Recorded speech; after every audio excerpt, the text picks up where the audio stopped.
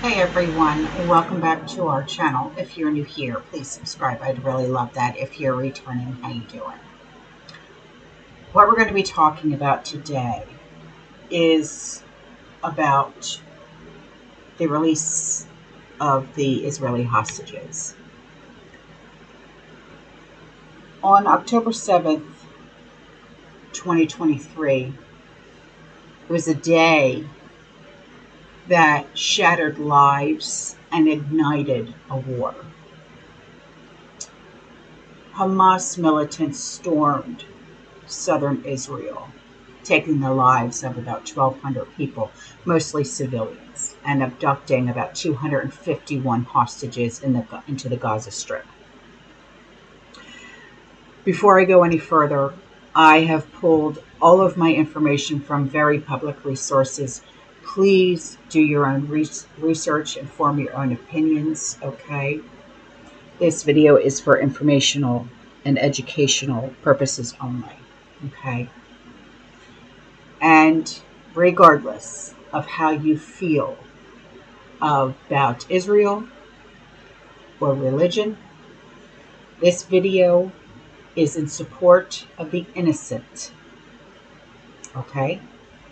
So please, if you have any nasty comments, keep them to yourselves. Thank you. Families were torn apart in an instant. Parents from children, lovers, partners, friends from festivals. These were not soldiers that were in battle. They were festival goers, kibbutz residents, and ordinary people that were at home. For 738 agonizing days, the world watched as hope flickered amid despair. Today, October 14th, 2025, that nightmare has ended. All 20 of the remaining living Israeli hostages have been freed. And this is their story of terror, resilience, and a hard-won return to freedom. The hostage crisis became a global symbol of the Israeli-Hamas war. From the ashes that single day, a grueling conflict unfolded, claiming over 67,000 Palestinian lives and leaving Gaza in ruin. But amid the devastation, families refused to fade into silence.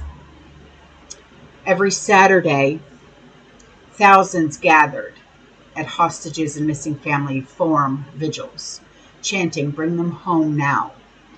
Mothers like Inav Zengalker led tireless campaigns, turning personal grief into a national cry for justice. Negotiations were brutal. In November 2023, a fragile 7-day truce, brokered by Qatar, Egypt, and the U.S., saw Hamas release 105 civilians, including 81 Israelis, in exchange for 240 Palestinian prisoners. There was a glimmer of hope, but incomplete. Over the next 2 years, Israeli forces conducted daring rescues. In June of 2024, including Noah Argamani, whose abduction video haunted the world. 2 Argentinian Israelis in February of 2024, and more in early 2025. Yet as the war dragged on, fears grew for the 20 that were still being held. Men like soldiers and civilians enduring isolation, starvation, and threats. October 13th, 2025, dawn broke over Gaza's battered landscape. Under a U.S. brokered ceasefire, The fruit of relentless diplomacy. The final chapter unfolded. Hamas hands over the 20 living hostages to the International Red Cross at a dusty handover point in southern Gaza. Ambulances and IDF helicopters waited, engines humming like a heartbeat returning to rhythm. And these men, aged 22 to 48, carry the weight of 2 lost years. Matan Zengoker, 25, kidnapped from kibbutz near Oz with his girlfriend, who was freed early, stepped out first, his frame so frail, but eyes scanning for his mom. The protest leader who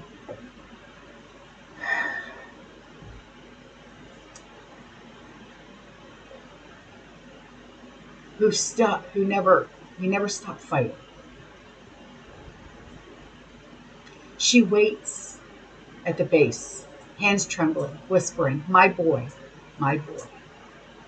Their embrace broadcast live to millions. It ignited cheers from Tel Aviv's Hostage Square, where 65,000 souls gathered daily for 738 days. Omri Moran, 48, a father of 2, abducted from Nahal Oz in front of his family, reunited with his wife Lachey and daughters Ronnie and Alma. This is a victory for an entire people, his family declared, as he collapsed into their arms at the hospital. And Vinatan Or, 25, the boyfriend of rescued Noah Argamani, shared a tearful hug with her. The pair, whose separation on October 7th became an iconic image of horror. Noah, now free for over a year, whispers, "We made it." Eviatar David, 24, emaciated from forced labor and starvation. His August 2025 Hamas video of him digging his own grave had sparked national outrage. Arrived at the hospital. His father stroked his son's hand. "You're home, son. The nightmare ends." Others follow. Elan Ohel, Itan Moore, Matan Angrest, David and Ariel Cuneo, they were twin brothers separated from their family.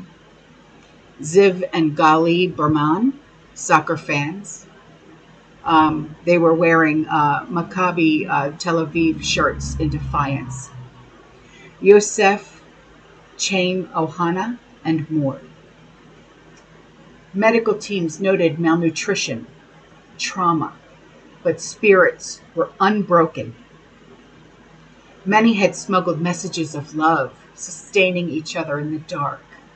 In exchange, Israel releases 2,000 Palestinian prisoners and detainees, 250 serving life sentences, 1,700 arrested since October 7th. Greeted by joyous crowds. Buses rolled through, cheering streets, children lifted high in celebration. Hamas called it a shining milestone in their struggle. Israel, a step towards security. This moment did not come easy. It took a breakthrough deal. Phase 1 of a U.S.-led peace plan championed by our president. After arriving in Israel, Trump addressed the Knesset, that is Knesset, and he did it to a thunderous applause. The Gaza war is over. We turned the page on 2 years of pain, he said. He hailed Netanyahu as a great friend and urged pardon for the PM's corruption trial, a bold and unexpected twist, I must say. From Tel Aviv, Trump jetted to Sharm el-Sheikh, Egypt, to co-chairing a summit with 20 world leaders, including Egypt's El-Sisi and Palestinians' Authorities Abbas, and that's Abbas, to chart Gaza's future, disarmament aid influx. It was 190,000 metric tons already was approved, and governance without Hamas.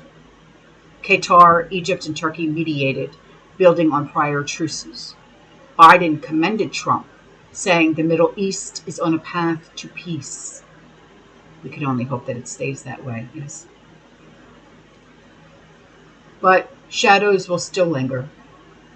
Hamas handed over 4 bodies for identification, with 24 remains to follow.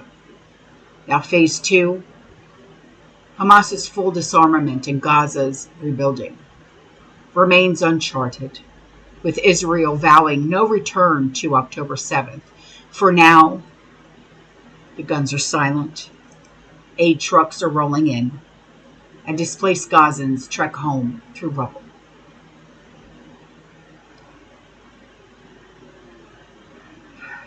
Behind the headlines, though, are the human stories, the real stories, the stories that redefine strength.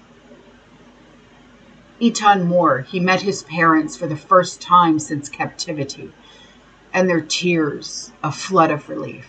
The Cuneo brothers, David and Ariel, once separated in tunnels, now joke with their mom, Sylvia, about missed birthdays. Ziv and Gali Berman, the Maccabi fans, they have team jerseys, which is a small act of normalcy for them, reclaiming their joy. But former hostages that were freed earlier, they sent messages. Bobat, Ohana, you're free. Hold on, no more. On Twitter, the world is erupting.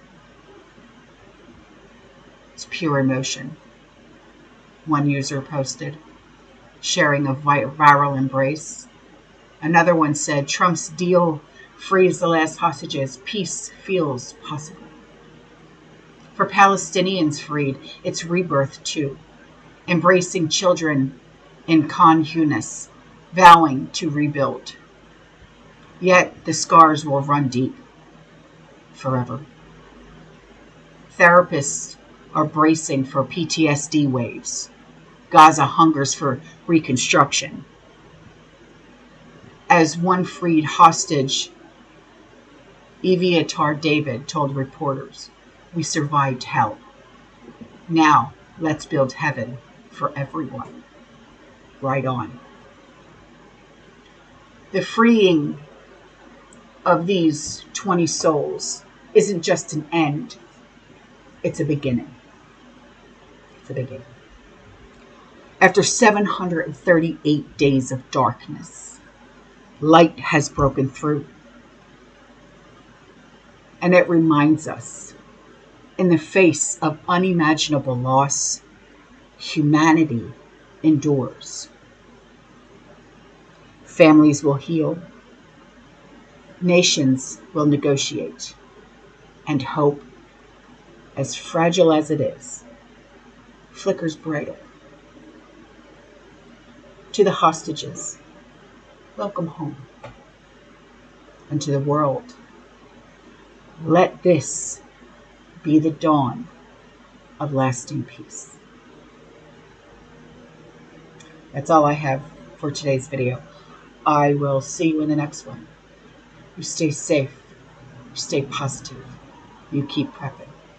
And as always, fear less. And God bless. Ciao.